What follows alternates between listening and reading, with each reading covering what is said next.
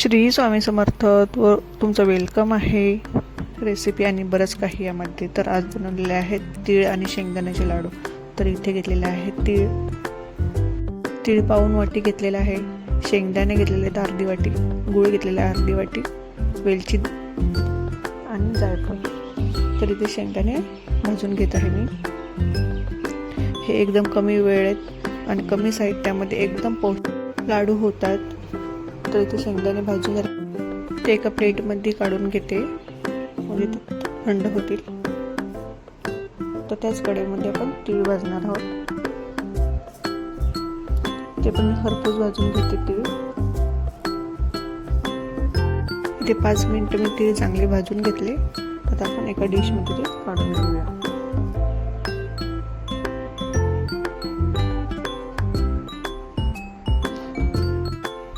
शेंगदाणे आता सोलून घेते मी. आता दोन्ही थंड झाल्यावर एकत्रित करून घ्यायचे, चांगले मिक्स करून घेते.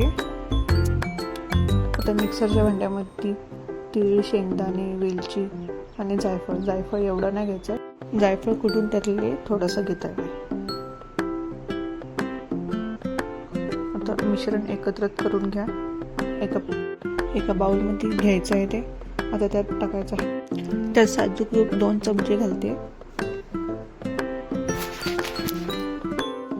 आता त्यात गूळ घालते. चांगलं गूळ थोडं मेल्ट करून घेतलेला आहे मी. तो गूळ घालते त्याच्यात.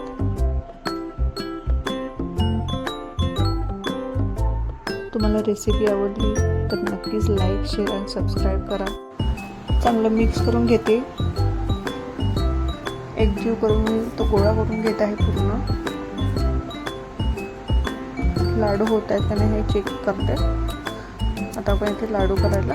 आता मी लाडू करून घेत आहे, चांगले वळून घेत आहे. तर इथे पूर्ण लाडू करून झालेले आहेत. बघा कसे झालेले आहेत. आवडले तर नक्कीच लाईक करा. तर आता इथे मी दुसऱ्या रेसिपीला सुरुवात करत आहे. ते आता मी तिळगुळ बनवत आहे. तर इथे चिक्कीचा गूळ घेतलेला आहे, 1/2 किलो तीळ घेतलेले आहेत, 1/2 किलो शेंगदाणे घेतलेले आहेत, 100 ग्रॅम वेलची पावडर आणि साजूक तूप घेतलेलं आहे. तर इथे मी एका प्लॅस्टिकच्या पिशवीला तूप लावून घेतलेलं आहे. इथे सगळ्या वस्तूंना मी तूप लावून घेतलेलं आहे. आता इथे शेंगदाणे भाजते. शेंगदाणे चांगले खरपूस झाले की एका प्लेटमध्ये काढून घ्यायचे.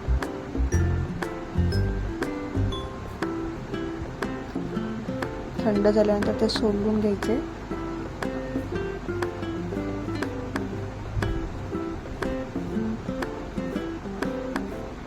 आता ते बारीक क्रश करून घ्यायचे आहे.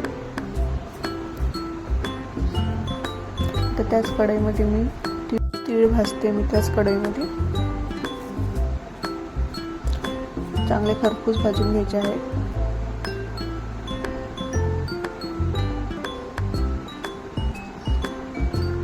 चांगले भाजून झाले की ते आपण एका प्लेटमध्ये काढून घेणार आहोत. आता हे सगळं एकत्रित करायचं आहे.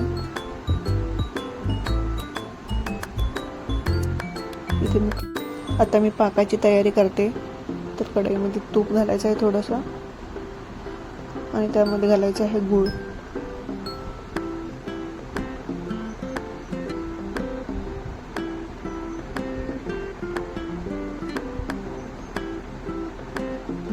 गुळाचा चांगला पाक करून घ्यायचा आहे.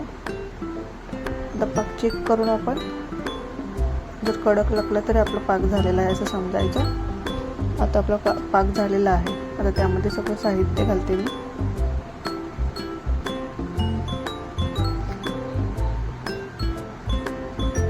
चांगलं एकजीव करून घ्यायचं.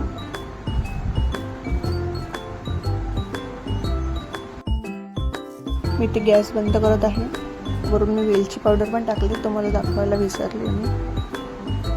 आता गरम गरम त्या पिशवीवर आपण पसरून घेणार आहोत चांगलं.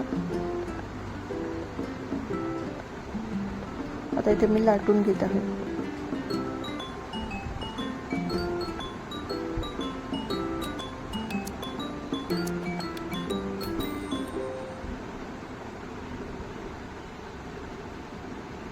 चांगलं पातळ लाटायचं आहे.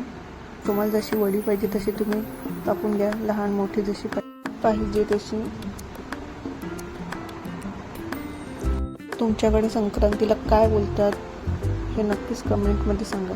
तर इथे माझ्या वड्या पूर्ण झालेल्या आहेत. रेसिपी आवडली तर नक्कीच लाईक, शेअर आणि सबस्क्राईब करा. थँक्यू.